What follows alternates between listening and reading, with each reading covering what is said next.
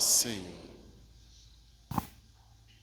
Naquele tempo, um dos 12 discípulos, chamado Judas Iscariotes, foi ter com os sumos sacerdotes e disse: O que me dareis se eu vos entregar Jesus? Combinaram então 30 moedas de prata. E daí em diante, Judas procurava uma oportunidade para entregar Jesus. No primeiro dia da festa dos ázimos, os discípulos aproximaram-se de Jesus e perguntaram: Onde queres que façamos os preparativos para comer a Páscoa? Jesus respondeu: Ide à cidade, procurai certo homem e dizei-lhe: O mestre manda dizer: O meu tempo está próximo. Vou celebrar a Páscoa em tua casa, junto com meus discípulos. Os discípulos fizeram como Jesus mandou e prepararam a Páscoa. Ao cair da tarde, Jesus pôs-se à mesa com os 12 discípulos.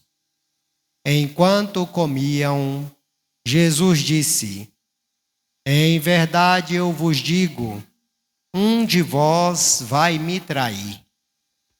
Eles ficaram muito tristes e um por um começaram a lhe perguntar: Senhor, será que sou eu? Jesus respondeu: Quem vai me trair é aquele que comigo põe a mão no prato. O Filho do Homem vai morrer, conforme diz a Escritura a respeito dele. Contudo, ai daquele que trair o Filho do Homem. Seria melhor que nunca tivesse nascido. Então Judas, o traidor, perguntou: Mestre, serei eu? Jesus lhe respondeu: Tu o dizes. Palavra da salvação.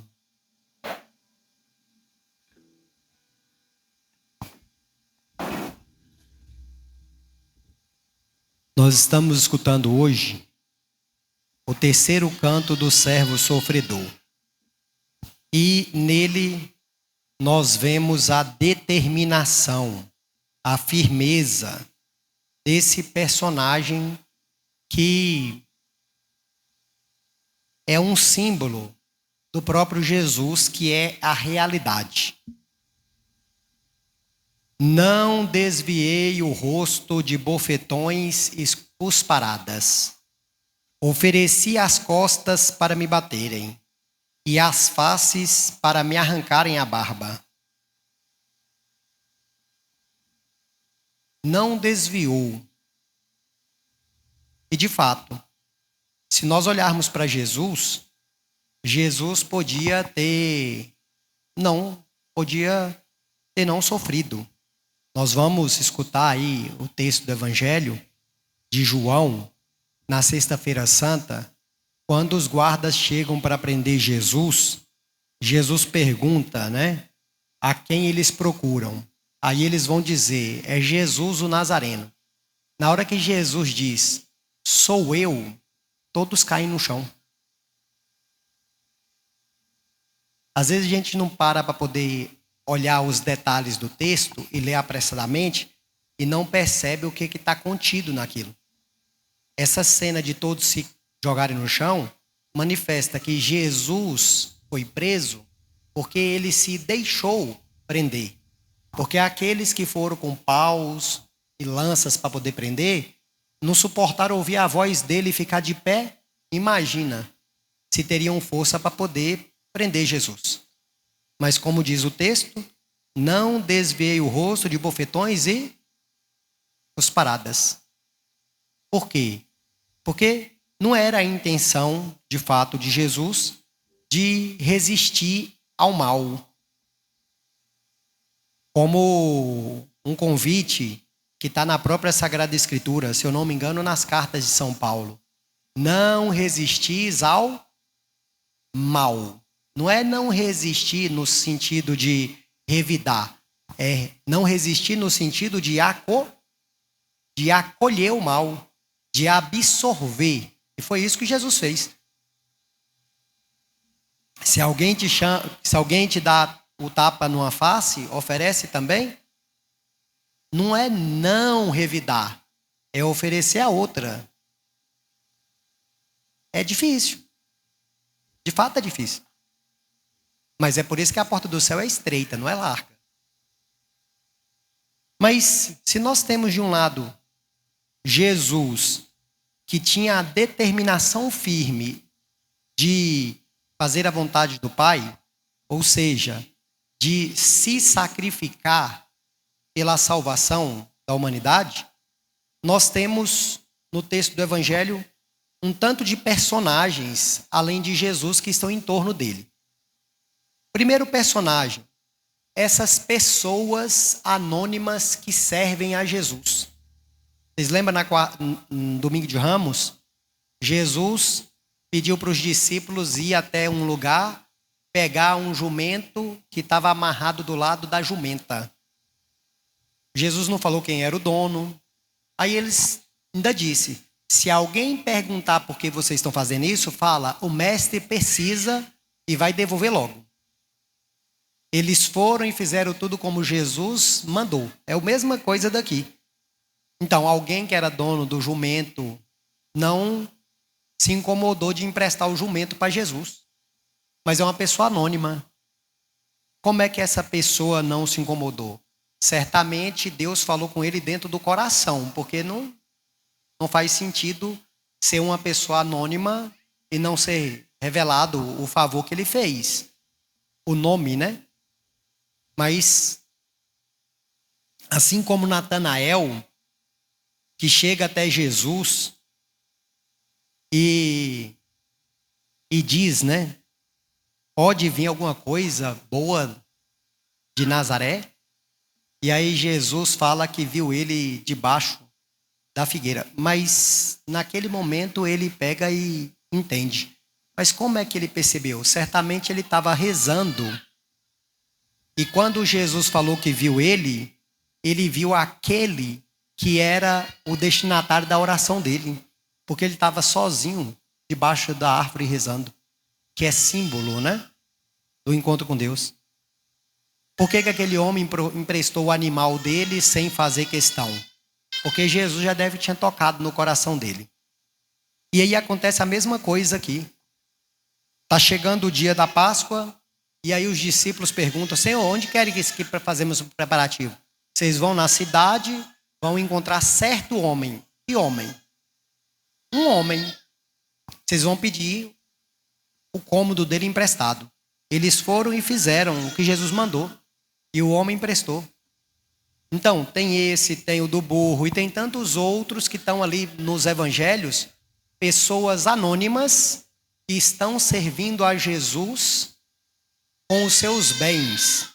Seja um burro, seja um quarto, seja um perfume precioso que tem o nome de quem derramou, seja tantas outras coisas que estão em função de Jesus. Tem o túmulo também, né? Novo, que Jesus vai ser depositado. Então, essas pessoas que se colocam à disposição de Jesus e não têm nome, quem são? Tantas e tantas pessoas que fazem o bem. Nos documentos da igreja, os papas, eles colocam, né, como destinatários, sobretudo pós-Vaticano II, colocam aos bispos, aos fiéis e a todas as pessoas de boa vontade. Pessoas que estão com o coração aberto para Deus. mas não pertence ao grupo dos fiéis, nem ao grupo dos clérigos. Porque às vezes a gente cai na tentação de achar que só salva quem está na nossa bolha. É lógico que não. Tem um tanto de pessoas, e aqui mostra isso, que não fazem parte do grupo de Jesus, que colocam todos os seus bens a serviço de Jesus. Esse é o primeiro grupo. O segundo grupo, o dos amigos de Jesus. Nós falávamos disso no Evangelho da ressurreição de Lázaro. Lázaro era amigo de Jesus. E se Jesus era amigo de Lázaro e ressuscitou ele, o que Jesus não vai fazer conosco se nós não formos seus amigos? Então aqui é o grupo dos discípulos. É um texto que fala diretamente aos religiosos, aos padres, né? Aos bispos e etc. Mas também fala a cada um daqueles que estão diante de Jesus. O primeiro deles, diz o texto, Judas, saiu e foi combinar como entregar Jesus. O que me dareis se vos entregar Jesus? O que me dareis?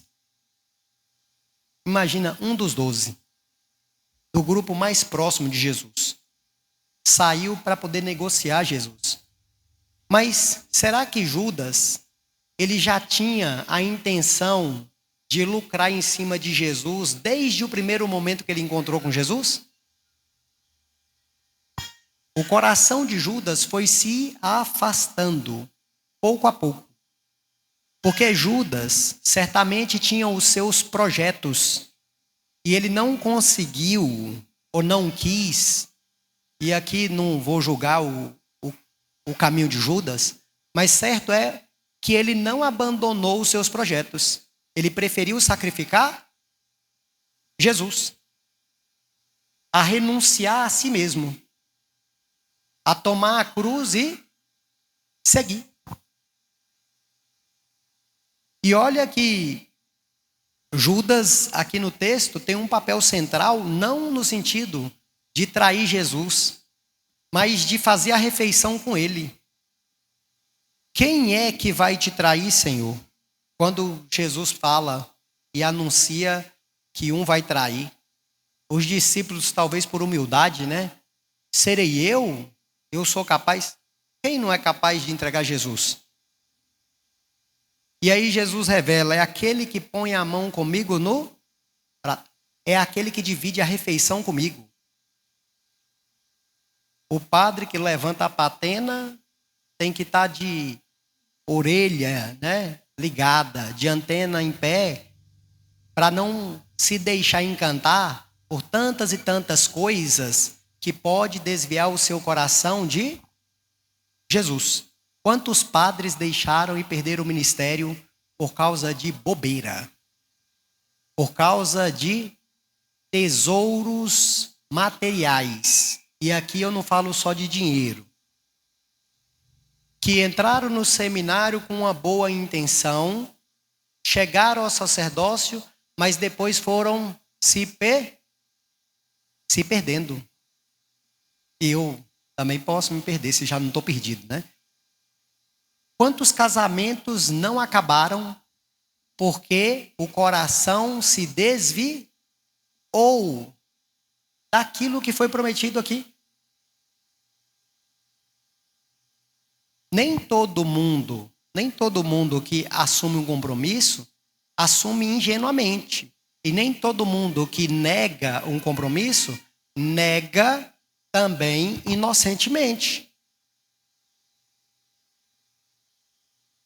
Quantas promessas feitas a Jesus, e isso agora de todos nós, são renunciadas porque o nosso coração vai esfriando, por causa das coisas mundanas. Lembram da parábola da semente que é lançada entre os espinhos, e a semente cresce e não consegue desenvolver? Por quê? Porque o encanto das riquezas do mundo e os prazeres sufocaram a semente. E ela não conseguiu se desenvolver. Começa bem, mas morre. Quantos cristãos não se perderam no caminho porque deixaram o coração e venderam Jesus por 30 moedas? Ou, como Esaú, né? Trocaram a promessa, a bênção do pai por um prato de lentilhas, que está na mesma situação. Um vendeu a bênção da primogenitura por um prato de comida. O outro vendeu a bênção por excelência, que é o próprio Cristo, por 30 moedas, que representa não o dinheiro em si, mas as suas ambições que está lá no seu coração. Mas tem tantos outros personagens que nós poderíamos ficar aqui, né, delongando-nos sobre eles. Agora, não importa qual personagem, nós precisamos entender que tudo aquilo que aconteceu com Jesus, historicamente, acontece com Jesus misticamente e espiritualmente hoje. Hoje, tem Pedros que negam Jesus, amam Jesus, mas negam por medo, por falta de coragem de enfrentar o sofrimento. Hoje, ainda tem os Judas, que trocam e vendem Jesus por ninharias. Hoje, tem muitas pessoas anônimas que fazem o bem e não estão preocupadas em reconhecimento. Nós estamos encerrando liturgicamente as leituras da Quaresma. Na missa de amanhã já não vai ser mais Quaresma, já vai ser Tríduo Pascal. Então, a quarta-feira ela se tornou também um dia de penitência e muitos fixam aí as suas penitências quaresmais sempre nas quartas e nas sextas, porque a quarta-feira foi o dia que Judas traiu Jesus, vendeu. É o texto que nós escutamos. E a sexta, o dia que Jesus morreu. Então, nós estamos aqui no momento da decisão, do acordo para poder vender Jesus. Há um dia da morte de Jesus. Nesse período, nós vamos ver aí tantas situações e vamos escutar o Evangelho também novamente. Tantos que ali diante de Jesus foram chamados a tomar a decisão. E cada um foi decidindo, né? De acordo com a sua relação com Jesus, com as suas fraquezas, com as suas debilidades, mas também com as suas forças. Quem eu sou é quem eu decido ser. Eu sou quem eu decido ser. E isso precisa ficar claro para cada um de nós, porque nós vamos celebrar novamente a Páscoa e pressupõe-se, né, que quem caminhou com Jesus nesse período quaresmal todinho foi morrendo, né, pouco a pouco. E aí ressuscita na Páscoa. A prova de fogo não termina aqui com a Semana Santa. Termina com o dia a dia. Quantos de nós fizemos Páscoa e saímos com um monte de propósitos para poder ser fiel a Jesus e os propósitos não aguentaram nem até a próxima Páscoa? E eu falo humilhando a mim mesmo, que eu também já fiz várias vezes. Mas nós temos mais uma oportunidade para podermos tomar uma decisão por Jesus, como diz Teresa de Jesus, aquela que escutou de Jesus, que é Jesus de Teresa. Uma determinada determinação. oração. É o que nós precisamos, de escolher Jesus. Escolhê-lo dia a dia. Escolhê-lo todos os dias. E assim, nós entramos aí nesse período forte da nossa fé. Amanhã nós vamos ter o primeiro dia do ofício das trevas.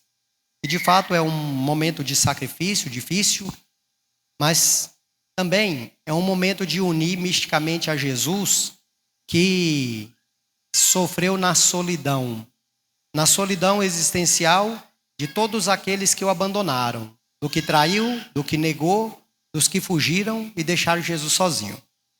Então, aqueles que forem vir amanhã no ofício das trevas, eu convido a fazer uma experiência. Porque às vezes a gente fica tentando compreender as coisas que não são para ser compreendidas. Foram feitas para ser vividas. A fé não é um conjunto de conhecimentos. A fé é uma experiência com uma pessoa. E essa pessoa é Jesus. E nós podemos fazer através da oração.